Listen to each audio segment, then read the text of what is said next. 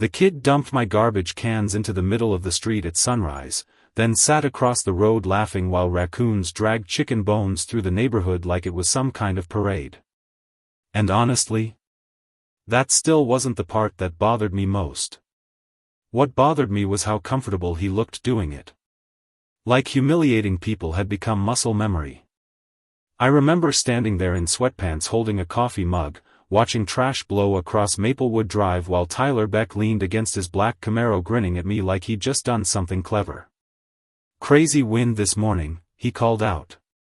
His friends laughed inside the car. I just looked at him for a second, then down at the garbage scattered across the asphalt. An old yogurt container rolled past my shoe. "Yeah," I said quietly. "Must be." Then I started picking everything up myself. That confused him immediately. You could see it. Guys like Tyler expect reactions. Anger. Threats. Something loud enough to make them feel important. But calmness? Calmness leaves people alone with themselves, and most bullies absolutely hate that. He revved the engine hard before peeling off down the street loud enough to shake windows. Real classy. "My name's Grant Holloway. 56. Divorced. Semi-retired, technically. Though people in Maplewood Heights mostly knew me as that quiet older guy in the gray house.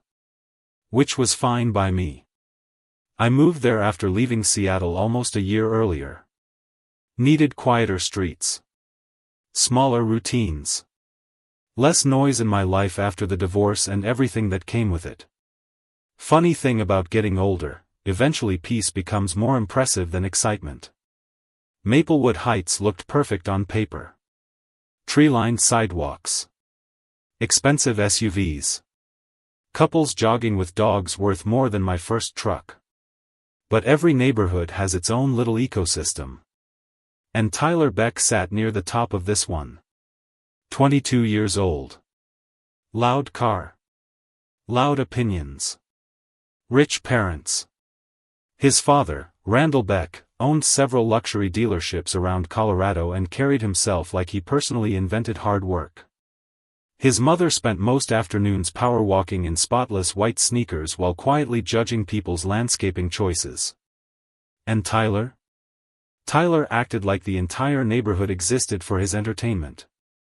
The first week I moved in, he blocked half my driveway during one of his parties.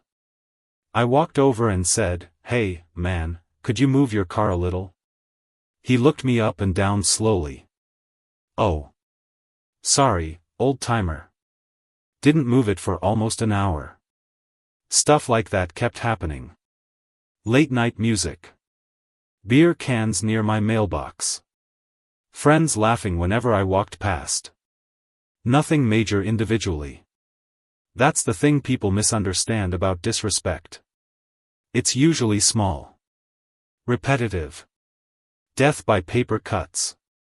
One Saturday morning my neighbor Evelyn wandered over while I trimmed hedges near the sidewalk. She was probably 70 and somehow knew every piece of gossip within a 5-mile radius. "That boy only keeps doing this because you don't react," she said, holding her tiny terrier under one arm. "Probably. You should put him in his place." I smiled a little at that. "People usually do that themselves eventually." She snorted. "Well, I hope I'm alive to see it." Truthfully, I already understood Tyler better than he realized. Kids who grow up needing attention usually become adults who can't survive without it. And attention gets addictive. A few weeks later I came home from the grocery store and found bright orange spray paint across my fence. Grandpa Grant. Huge letters. Honestly, I just stared at it for a while holding a bag of oranges. Not because my feelings were hurt. Because it felt weirdly sad. Like this kid had built his whole personality around humiliating somebody before they could embarrass him first. Evelyn nearly lost her mind when she saw it. "Oh no. Nope. We're calling the police." "For graffiti? For harassment?" I shook my head. "Not yet. That answer irritated her. But patience and weakness look almost identical from the outside. Most people never learn the difference. A few nights later Tyler threw another massive party while his parents were out of town. Cars lined both sides of the street. Music rattling windows. Somebody nearly backed into my mailbox trying to leave. Around 11:30 I stepped outside after hearing glass break nearby. Tyler spotted me immediately from the middle of the lawn. Well, look who came to complain. A few drunk laughs rolled through the crowd. I stayed calm. Bottle shattered near my driveway. Just giving you a heads up. Tyler grabbed a beer from somebody nearby and smirked. You always this miserable? There it was again. Audience mode. Everything became a performance around other people. I glanced around the yard. Most of the kids looked uncomfortable already.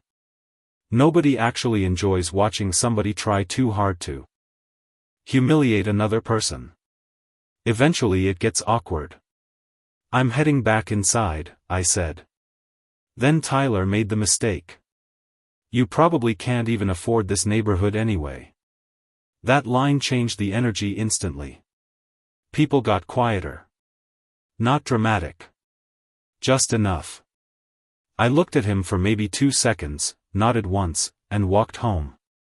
No argument. No threat. And honestly, that bothered him way more than yelling would've. The next morning I sat in my kitchen drinking coffee while rain tapped softly against the windows. Then I made a phone call. Darius Cole answered on the second ring. Well, damn, he laughed. Grant Holloway still alive? Barely before caffeine. We spent a few minutes catching up first. Darius and I worked together for years. Good man. Smart. Still consulting with municipal review boards after retiring from federal investigations. Eventually I asked, how seriously do cities take illegal street racing complaints now? Long pause. Then. Oh boy. What happened? Here's what Tyler didn't know. I didn't spend 28 years as some mall security guy checking parking permits. My career involved corporate liability investigations tied to public safety contracts, municipal governments, insurance audits, transportation oversight. Basically, I specialized in watching arrogant people create expensive problems for themselves. And Tyler? Tyler documented his stupidity online like he was trying to win an award for it. Street racing videos. Illegal modifications. Public posts showing speeds that would make insurance companies sweat through their shirts. I didn't invent anything. Didn't exaggerate. I simply organized information that already existed publicly. That's all.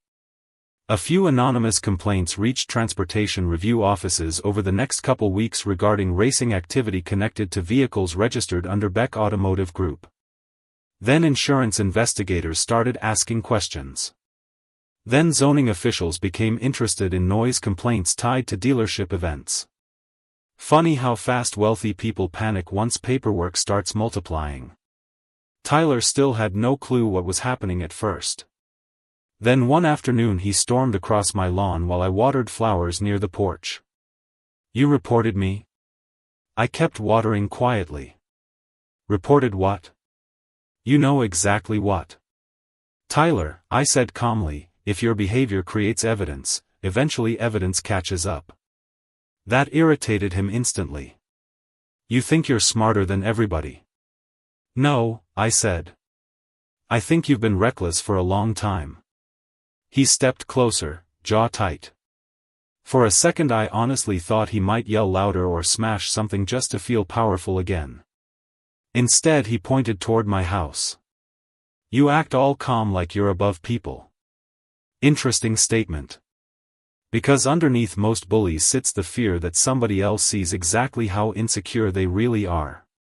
I don't think I'm above you, I said quietly. I think you're wasting yourself.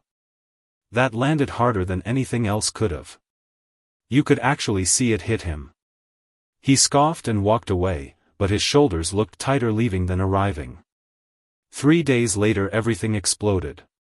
One of Tyler's racing videos resurfaced online after investigators connected timestamps and vehicle registrations during a commercial insurance review involving Beck Automotive's fleet policy.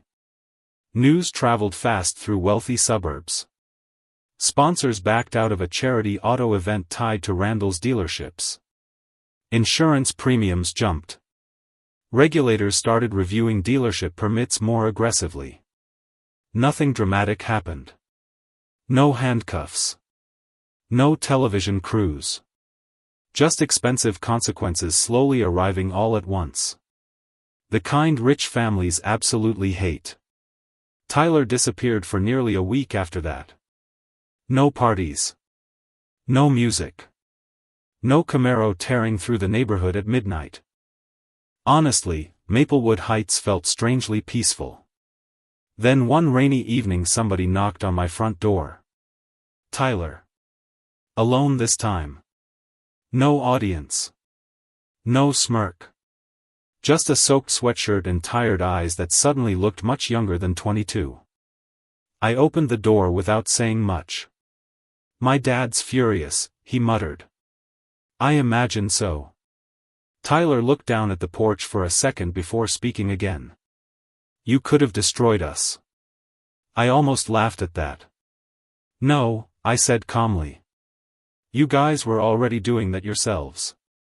Rain tapped softly against the roof while neither of us spoke. Then he asked quietly, "So what were you, like, some kind of cop? Consultant? For what exactly?" I leaned against the doorway. "Helping cities figure out which arrogant people were becoming public liabilities." That actually made him crack a tiny smile for a second before it disappeared again. Then he rubbed his face hard and muttered, "I don't even know why I kept messing with you." But I think he did know. Young men who feel powerless inside usually search for quieter people to stand on top of. Makes them feel taller temporarily. That's all bullying really is. Borrowed height. I stepped aside from the doorway. "You want to come in?" He hesitated, then nodded. We sat in my kitchen drinking coffee while rain rolled down the windows. No speeches. No movie-style redemption moment. Just conversation. Turns out Randall Beck humiliated Tyler constantly behind closed doors. Every mistake became a lecture. Every achievement got compared against something bigger. Kid spent years performing confidence because nobody ever taught him how to have actual self-worth. Doesn't excuse his behavior. But understanding somebody and excusing them aren't the same thing. Before leaving, Tyler glanced around my quiet kitchen. "You really weren't scared of me, were you?" I smiled a little. "Tyler, I've spent most of my life watching powerful men destroy themselves because nobody taught them humility early enough." He nodded slowly like that sentence was going to stay with him. Maybe it did. A few Saturdays later he showed up at my driveway carrying 2 brand new garbage bins. Didn't make some big dramatic apology either. Just replaced the cracked ones he damaged months earlier. Then he glanced at my old Ford pickup sitting near the garage. "Your tail light's hanging loose," he said. "Want help fixing it?" I looked at him for a second before handing him the screwdriver.